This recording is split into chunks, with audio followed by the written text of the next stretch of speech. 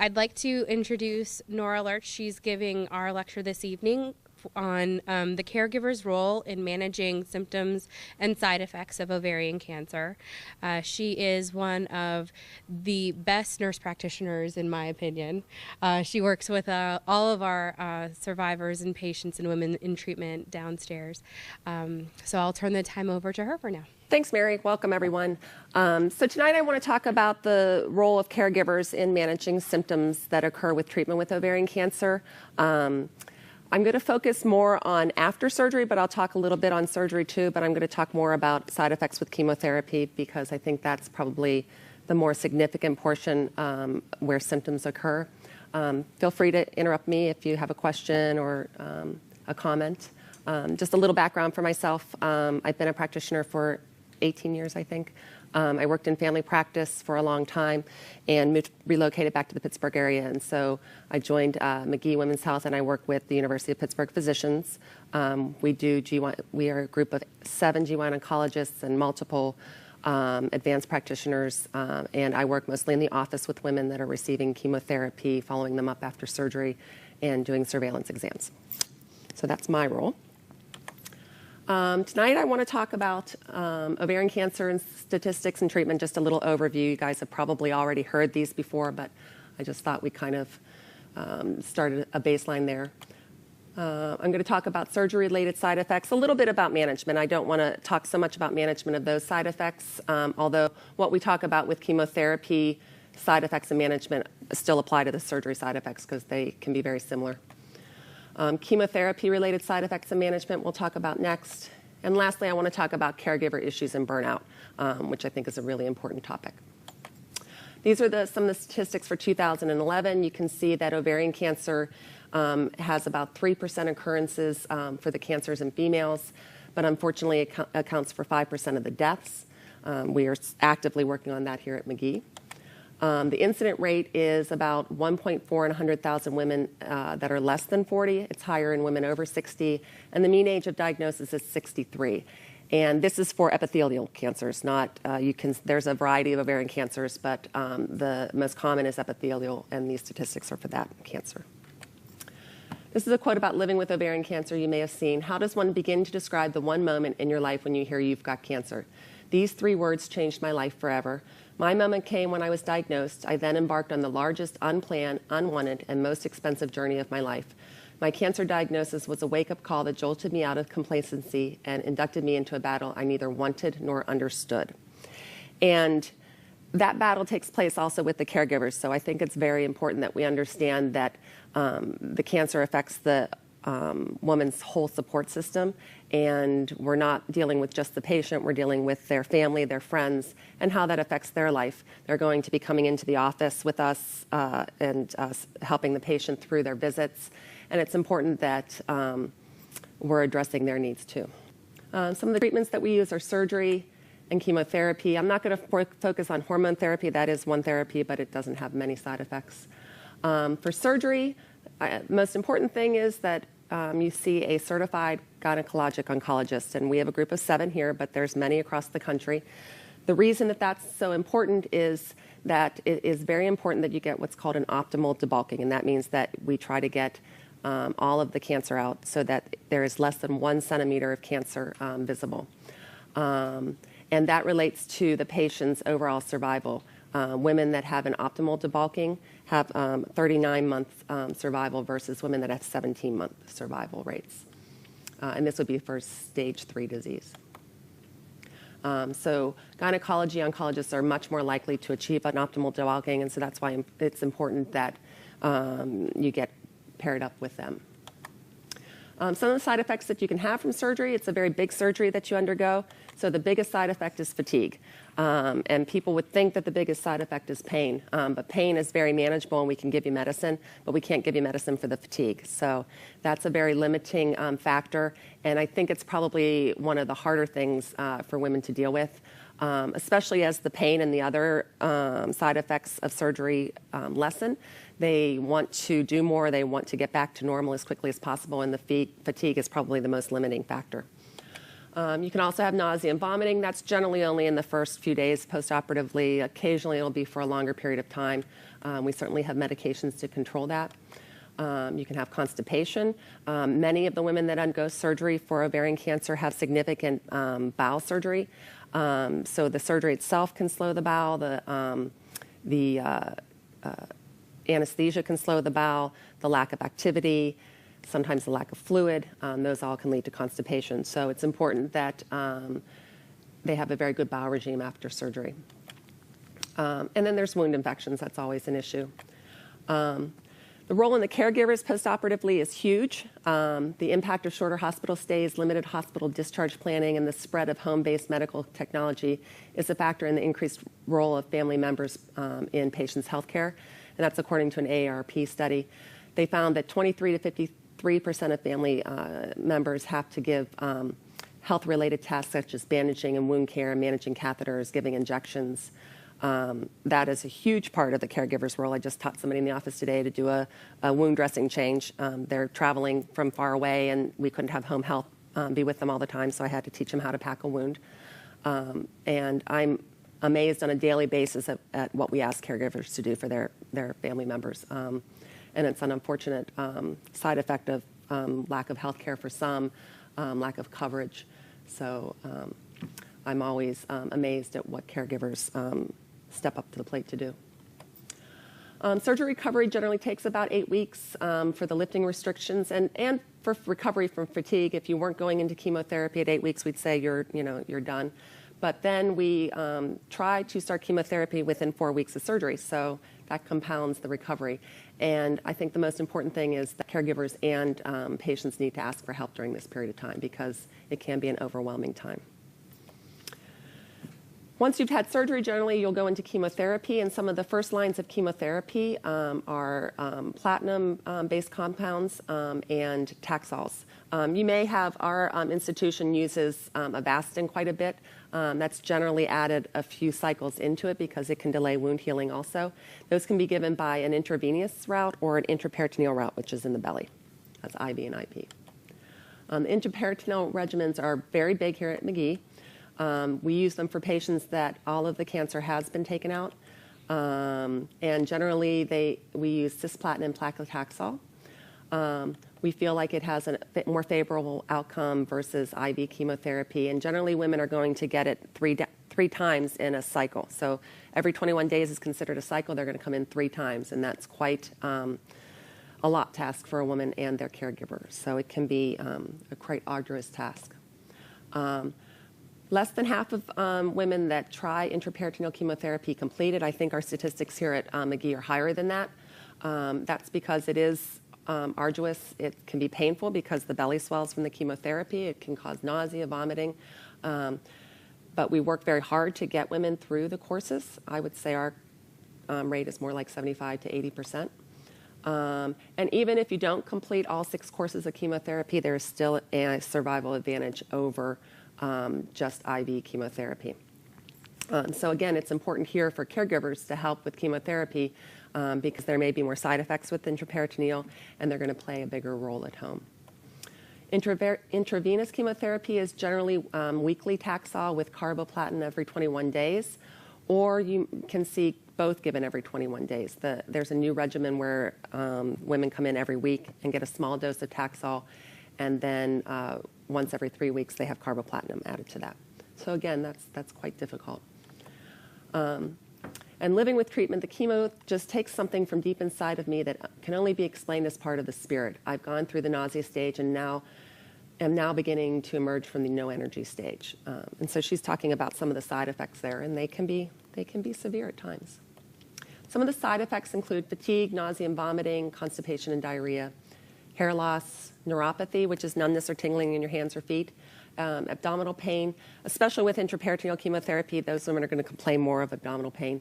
Headaches, you can have bone marrow suppression, which is your low white count, your low hemoglobin, sleep disturbances, and memory or mood changes.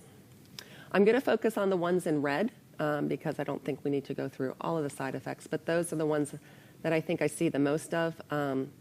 The bone marrow suppression, there's not a lot that the caregivers can do for that. That's something that we have to manage clinically.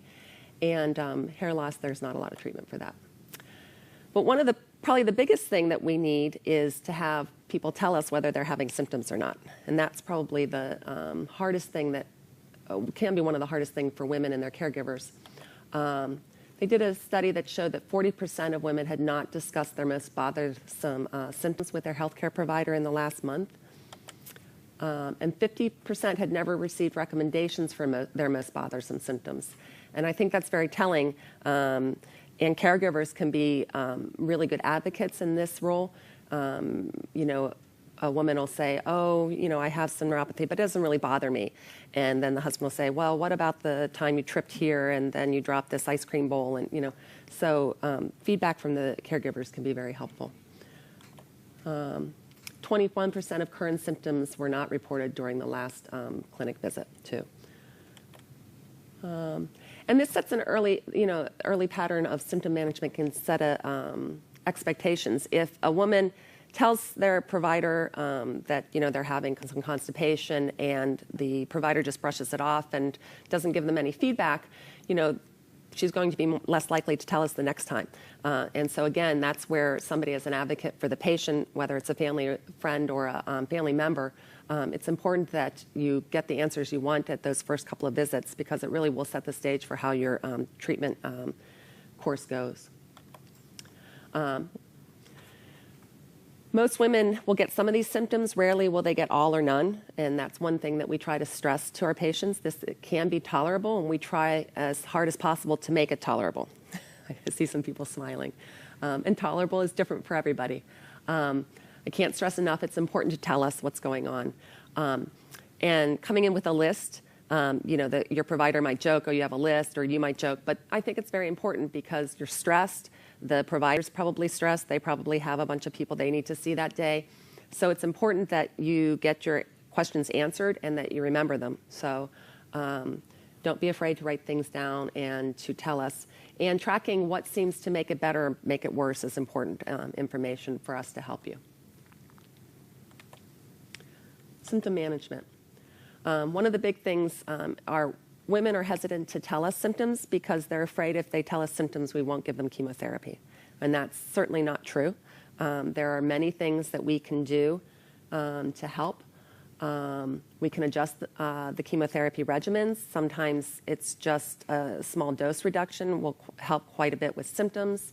Sometimes it's changing the regimen slightly. There's many medications that we can give to help it be more tolerable. So I really encourage women to not be afraid to discuss these issues with their healthcare provider because our goal is really to make this as tolerable as possible.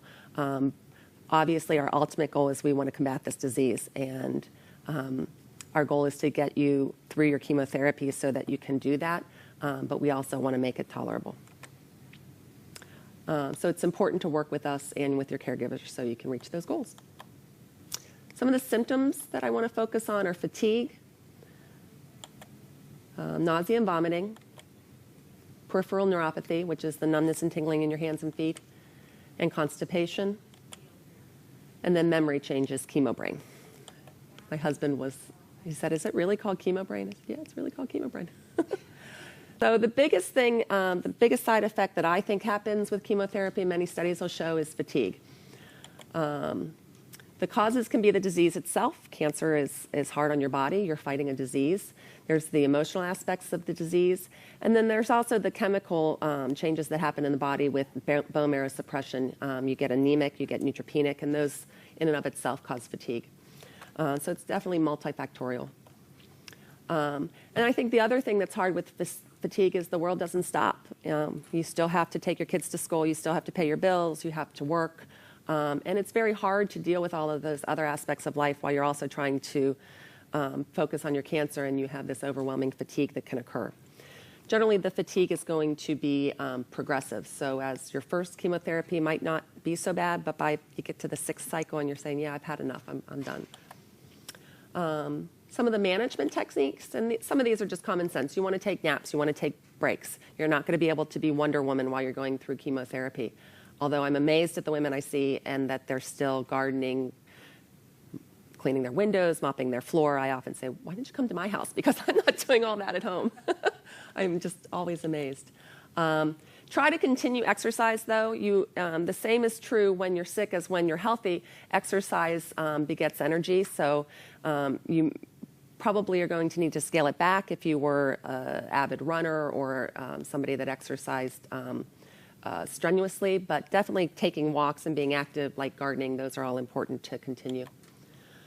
You definitely want to maintain good nutrition. You want to increase protein and absolutely ensure adequate hydration. You want to think of it as an athlete. This is your marathon and you're trying to get through it. That's an analogy a lot of people use. And if you don't fuel your tank, you're not going to have any energy.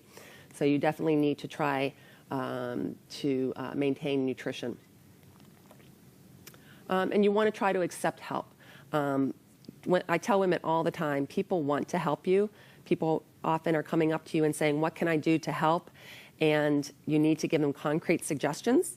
You can come over on Tuesday and do a load of laundry. You can come over Thursday and cut my grass.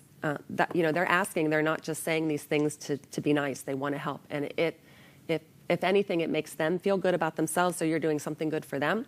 And the women I take care of seem to always be people that are helping others. So you can think of it that way. Give them concrete suggestions and have your caregivers help with delegating. If there's many people that are trying to make meals, have them make up a schedule for you. If there are people that are, helping to give you rides, schedule that. Definitely enlist people for help.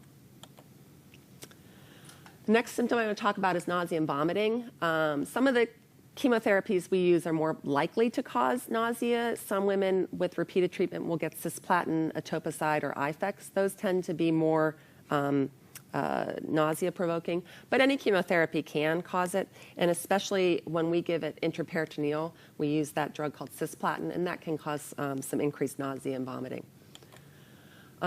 You're probably more prone to this. I thought this was an interesting slide. I found this on the Mayo website. If you're a woman, so that's all of us that are getting treatment for ovarian cancer. If you're younger than 50, which is a large population, if you have a high-level anxiety, I think they mean prior, but everybody that's going through ovarian cancer has a high level of anxiety. If you had a history of morning sickness or motion sickness, and if you weren't a drinker. That's so not I know, right? So I guess people that drink more have a more tolerable stomach. So management of nausea and vomiting. There's certainly medications. Many of these are given prior to infusion, so you're going to be asked before your chemotherapy to take a dose of Decadron the night before and the morning of. And we're going to give you IV therapy just prior to the start of your infusion with something called a serotonin blocker to help lessen the nausea.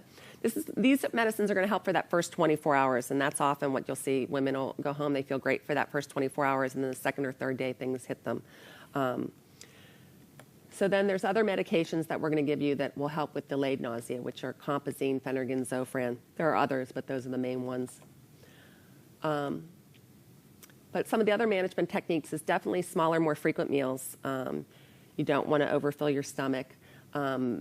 Often women have changes in taste and smell, so you tend to need to avoid certain foods if you have, it's almost like a morning sickness where you want to avoid things that tend to cause nausea for you. You want to definitely increase your protein and decrease your fat. Fat, definitely, high-fat food causes more nausea for people, so you don't want to avoid the fries, the McDonald's, those kind of things. And often you can't get as much volume of food in, so you want to get a big bang for your buck when you do try to eat. So that's where the increased protein comes in also, because you want to try to avoid muscle wasting. You want to ensure adequate hydration. I tell women often to try to use a straw, especially when you're nauseated, because you can get more sips. You want to keep something with you at all times so that you're constantly sipping on things. I generally tend to try to tell people to get 2 liters of fluid a day, which can seem like a lot. So caregivers, some of the things that they can do to help this is you want to encourage your loved one to take their medications, remind them the night before, the day of, and also remind them when they're starting to get nauseated to take the medication. I think a lot of people think I should just buck up, I don't need to take this, I can just get through it. And that's not the case. If you can stay ahead of the nausea, just like pain, if you can stay ahead of pain, you're going to get a lot more relief than if you wait till it's severe and you're throwing up. Make sure you understand the instructions. Often we give a medication that you can't take another medication for a certain amount of time, so it's important that you talk with your chemotherapy nurse and understand the instructions, and that should be talk with your healthcare team, not take with your healthcare team. Let them know if you're having nausea. This is something that we have lots of medication to help you with. We often have women come in and get IV fluids if they're nauseated. We give them IV medication. So it's not something that you have to struggle through. It's something that we can definitely help. Next symptom I wanted to talk about was peripheral neuropathy, and this is caused by damage to the nerves from chemotherapy. It can be progressive and permanent, but for the most part, generally women will get better. The usual culprits are the taxanes, and then also some platinum-based drugs can cause this: carboplatin, cisplatin, and oxaliplatin. And those two drugs are the main drugs that we use with ovarian cancer. So peripheral neuropathy is a big problem for women dealing with ovarian cancer. Symptoms, you get a burning, tingling, pain in your hands. Some people say it's shock-like symptoms. I have had a few patients that get an overall neuropathy. They get a burning sensation throughout their body, but that's very much the exception, not the rule, because it generally happens with long nerves of the body. So it's generally hands and feet. You'll notice a decreased sensation. Women will often complain they can't button their blouses, they can't do their earring and jewelry clips. They might not be able to feel the paper when they're turning the paper or take care of money. And then obviously decreased sensation in your feet can lead to falls and injuries to your toes. You can also develop weakness, and women will have trouble actually flexing their ankles, almost like a drop foot. Peripheral neuropathy is actually one of the causes of constipation. The same way it works to damage the nerves in your fingers and toes, it damages the nerves of the colon. So the peristalsis of the colon, the ability of the colon to actually push your stool through, is slowed. So that's one of the big reasons that women get constipation also. People can become sensitive to temperatures, to hot or cold temperatures. And if you are sensitive and then you also have a decreased sensation, it can be a double-edged sword. And it's usually worse right after you get the treatment, and then by the time you come in at that third week, it's improved. But it can last for up to 6 months after treatment. I tell women, generally by 6 months, if it's not gone, then you can consider that it may be permanent. Some of the management that we have for neuropathy. Definitely want to discuss this with your provider, because we can adjust your chemotherapy. If you're getting Taxol, we can reduce the dose, or we can switch it to something, its cousin, called Taxotere. So it's very important. This is probably one of the things that women are very afraid to tell us about, because they're afraid we're going to stop their chemotherapy. And I can tell you that it's pretty rare in our office for us to stop it from the neuropathy unless you're getting very debilitated by it. We're going to try to deal with the symptoms and continue the chemotherapy. So don't be afraid to talk to us about it. Some people will suggest supplements, vitamin B6 and vitamin B12. You need to check with your provider for the doses. You can get an overdose of these medications, so it's important that you're not taking too much of it. There's not any significant studies that show that these help, but people still prescribe them. And then there's medications. All of the medications that we use to treat diabetic-induced neuropathy, we use in drug-induced neuropathy, although the studies are not real good on any of them. We haven't really found anything that's,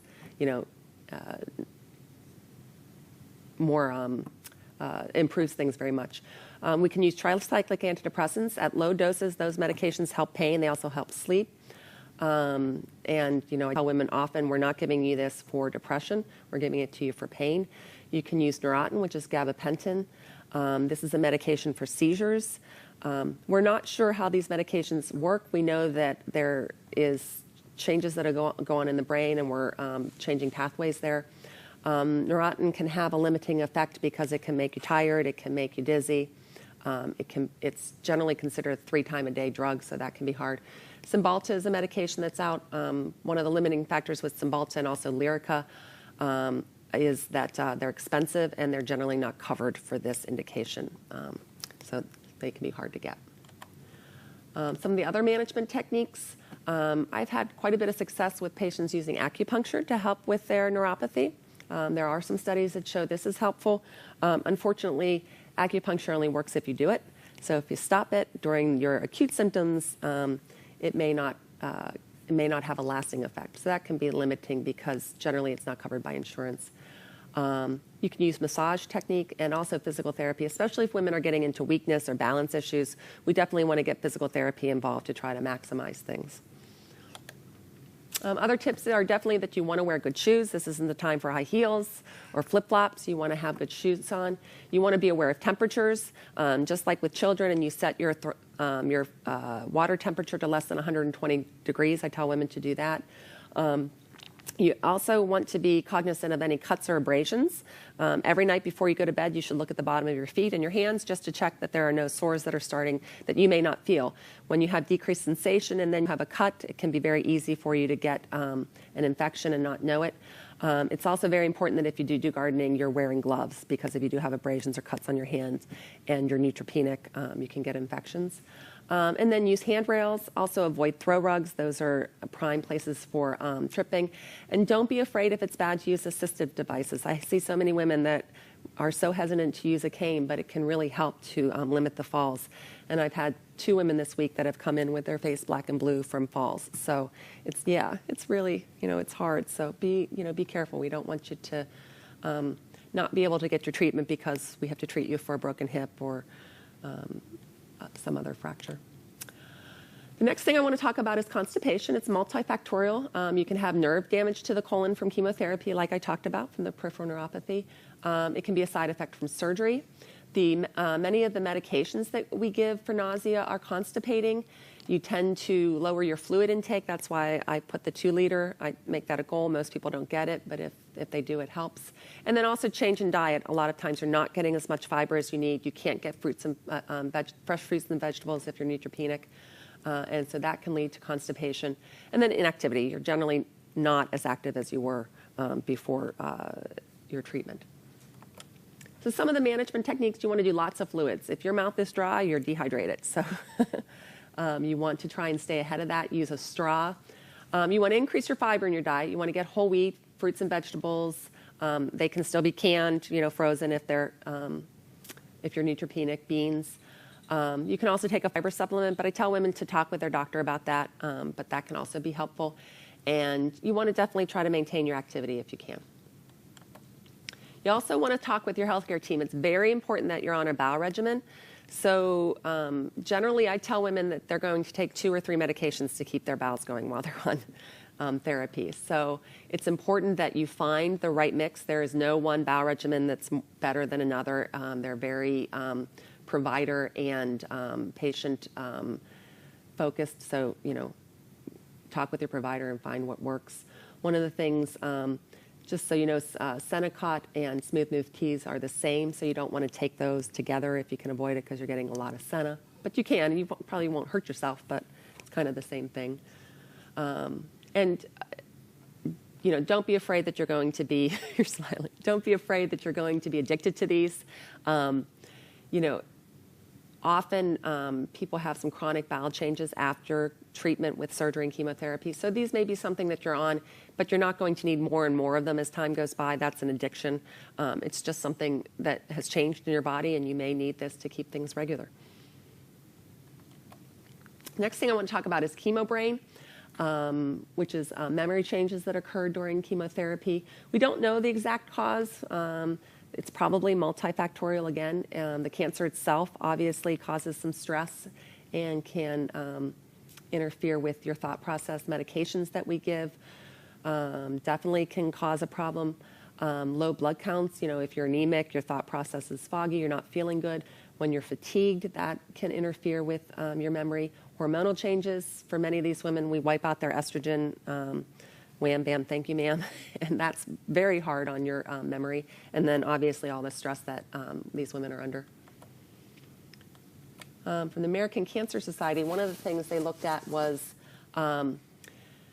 they were looking at studies on the brain, and it showed that areas that were involved in memory, planning, and thought process are smaller in chemotherapy. So there's actually physical evidence that you're not losing your mind, that really these changes do occur. Women often say, I think I'm going crazy because I can't remember anything. And that's not the case. There are actual physical changes that are occurring.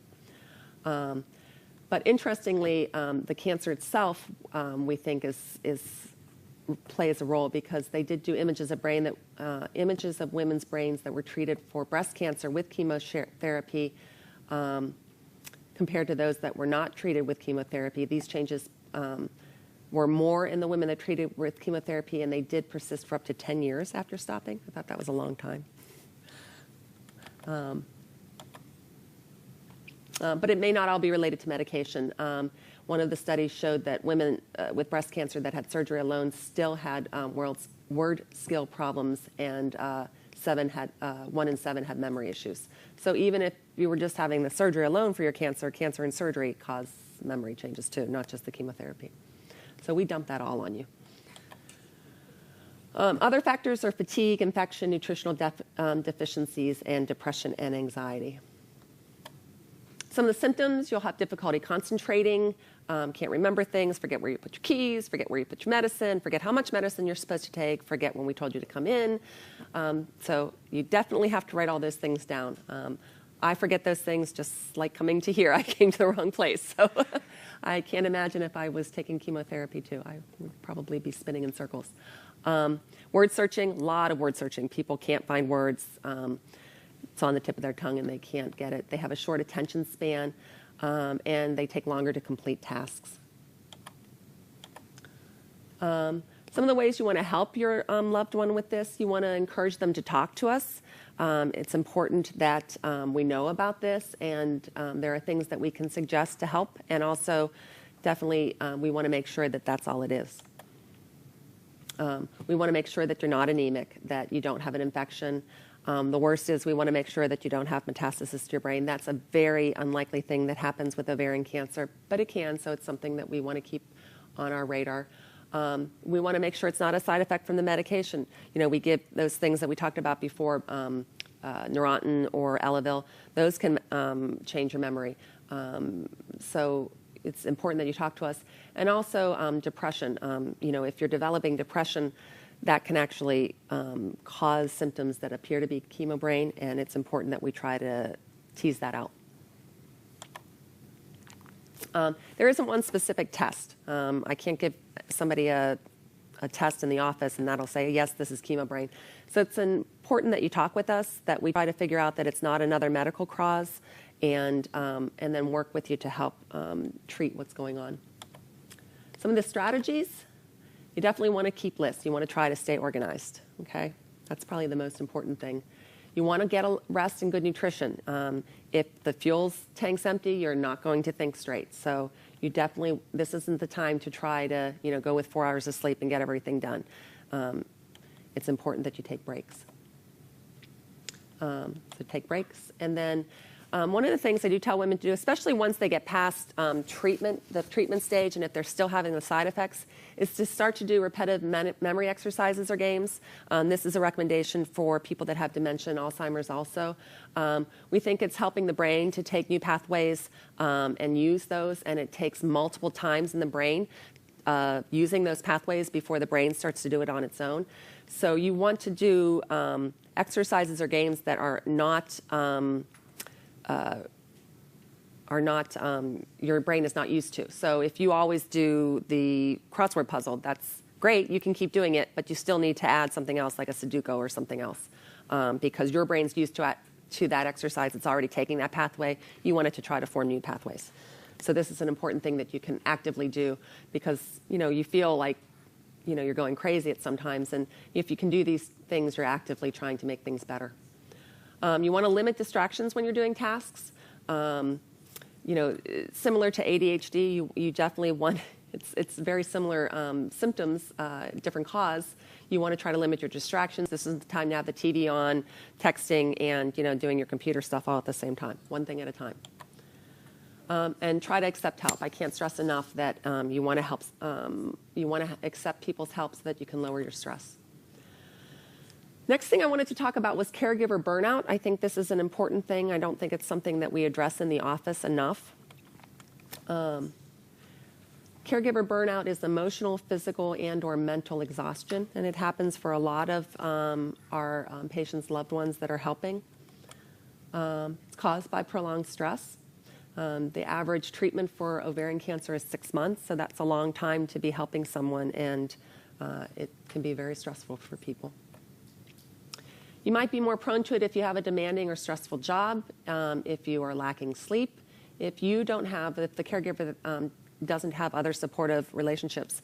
And that's really common for our patients. A lot of times we have couples that have been married for 40 to 60 years, and they depend on each other. And so they don't sometimes have a lot of outside relationships, or especially if they're elderly, they may have lost a lot of their close friends, and so they're going to be more at risk for burnout. And if you're certain personality traits, if you're a type A personality, you're going to control things, or you tend to be pessimistic or a perfectionist, you're going to tend to be more prone to this, because one of the first things that cancer teaches you is that you can't control things. But sometimes it takes a while to catch on to that, and in the meantime, you can get some burnout while you're dealing with those issues. Some of the symptoms, 40 to 70% of caregivers have clinically significant symptoms of depression. I thought this was interesting. You have 25 to 50% of them meet the diagnostic criteria for a major depressive disorder. And when you have caregiver burnout, you also have chronic health problems. You can have high blood pressure, poor immune function, and chronic fatigue. So it's important that caregivers talk with their providers and get help in managing these symptoms. And it's important that we try to figure out, is this an actual depression, or is this just that you're overwhelmed and we just need to take a couple steps back and help you figure out how to deal with these things. Some of the symptoms, the physical symptoms, you can get fatigue, headaches, body aches, change in appetite or sleep, very much like the Cymbalta commercial you hear where they say, depression hurts. Caregiver burnout hurts. You just get run down, and your body starts to tell you, it starts to knock at you and say, look, you need to pay attention. I always think of these kind of symptoms as your body saying, pay attention, you're not taking care of me. You get emotional symptoms. You feel like you are failing. If your loved one is going through this cancer and they're dealing with it, why can't I deal with it? Why can't I take care of everything? You feel like you're failing and you're self-doubting yourself. You can also start to feel detached. It just feels overwhelming to deal with the emotional aspect of cancer. And so because you're burned out, you start to detach yourself, and you can start to have negative thoughts. And that's hard if you have those issues and your loved one you're trying to care for her and you're having negative thoughts, it's hard for them. And behavioral signs, you might start to withdraw, you might isolate yourself. Definitely you can become short-tempered. I think that's probably the more common thing you see. And you also start to put things off because you're so overwhelmed. One more thing is something that you can't deal with. So you put things off and you tend to procrastinate. Some of the management techniques you want to do, you want to try to do good health habits. This is not the time for you to be skimpy on your health habits. And I see this so many times that husbands especially tend to not take care of themselves. And I liken this to put the oxygen mask on yourself first. If you're not taking care of yourself, you can't take care of someone else. You definitely need to try to set boundaries. This is not the time to have the dinner parties and, maybe Christmas, you always had, everybody over to your house for Christmas Eve. Maybe this is the time to let Aunt Sally do the Christmas party because it's just one more thing and it's overwhelming. And where you want to keep that sense of normalcy, you have to be careful to get some balance between normalcy and overdoing it. You want to lower your expectations. You're not going to be able to do all the things that you did before, so you have to prioritize. You need to ask for help, and you need to try relaxation techniques. And that's one of the things you can talk with your healthcare provider about. There's many techniques that you can do to help with stress. There's also caregiver support. You want to continue regular checkups with your provider. You want to ask for help. And this is a website that I found was very good, www.caregiver.org/caregiving. They have a lot of ideas for caregiver support. And I think, we focus so much on the patient, but we don't often give helpful ideas to the caregivers. So this is one thing that we try to recommend for them. And some support and help overall. I want to encourage you to discuss your concerns with your loved one and discuss your concerns with your provider. And you want to try to educate yourself just like you're doing here. The NOCC has great material. Gilda's Club is a great site. And then McGee Women's Hospital has several videos that you can watch that talk about going through chemotherapy, what that's like, what it's like going through surgery, dealing with the after effects of all this. They have really good resources. I think that's it. How can you become involved? I always put this plug in. You want to talk about ovarian cancer. You want to be an advocate for women's health. And you want to join the NOCC, which is 1-888-OVARIAN, or www.ovarian.org. And the one for Pittsburgh is right there. And that's it. You have any questions? Well, I tend to see you have to watch if they were somebody that was coming in and asking lots of questions and being very engaging, and then they tend to not be doing that. They're just sitting there. They're not asking questions. They're not engaging the patient. That can be a big sign. Or often you'll see the patient and the family member actually squabble in the office. So, if they start to, they're kind of yelling at each other and having an issue, that can be a problem. And you try to look and see how they're looking. You try to ask, how are you doing with this? It's important as a provider that we are asking the caregiver. So especially if they're looking tired, if they aren't as well groomed as they normally would be, those kind of things, then we need to try to ask them if they're having any issues too. And they often don't want to talk about it. Again, they feel guilty that they're having an issue, and they don't want to reveal this in front of the patient.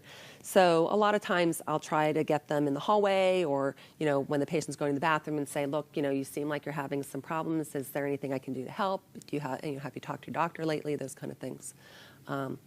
If I was really concerned, I would call them at home too. I think you want to try to encourage them, out of the office, gently kind of point out to them what the issue is a concern for you. Like take neuropathy, you're obviously falling. I'm concerned, you're going to injure something, but try not to be accusatory.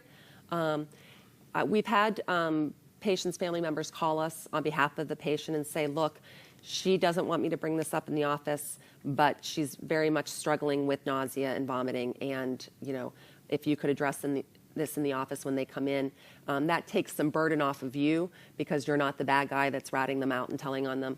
But we have a little bit of insight, and we can say, it looks like you're a little dehydrated, or we have ways to kind of clue into those things. So I'd say those are the suggestions. It's hard because you don't want to push too much. You want to be supportive, but also, especially if you think it's something that's might be dangerous for them, like they're getting dehydrated because they're nauseated, or they're losing weight, they're not eating. I think it's important to bring it to the healthcare team's attention.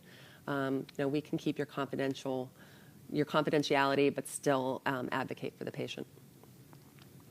Well, I think it's important to point out to the loved ones that if they're not taking care of themselves, they're not going to be any help to their caregiver. And if the roles were reversed, they would want their loved one to take care of themselves. So you have to kind of flip it back on them and say, I think it's important that you take care of yourself, because Ellen would want you to be doing this, and it's causing her to feel badly if you're not well. So you can put it back to them as it's one more thing that they're doing for their loved one, to take care of themselves. So I think that's important. And it's important to try to enlist help from other family members. If they're feeling guilty and they're about taking care of themselves, if other family members can help to ease the burden a little bit, then I think that that helps, so that they're able to have time to take care of themselves. If they have doctor's appointments, but they're not going to them because they're taking their wife in for their appointment, if other family members can or friends can help step up to the plate.